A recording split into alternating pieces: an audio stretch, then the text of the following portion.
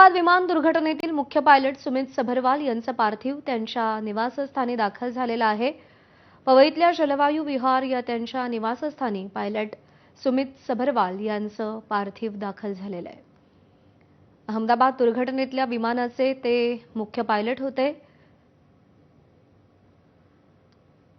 हा अपघात टाळण्याचा त्यांनी प्रचंड प्रयत्न केला, पण दुर्दैवाने त्यांना यश आलं नाही आणि इतर प्रवाशांसोबतच त्यांचा देखील या अपघातामध्ये अत्यंत दुर्दैवी मृत्यू झालेला आहे। त्यांचं पार्थिव त्यांच्या पवईतल्या निवासस्थानी दाखल झालंय आणि मुंबईतल्या अंधेरीमध्ये त्यांच्यावरती थोड्याच वेळात अंत्यसंस्कार केले जातील। तासाभरासाठी त्यांचं पार्थिव अंत्यदर्शनासाठी जलवायू विहार इथे ठेवलं जाईल।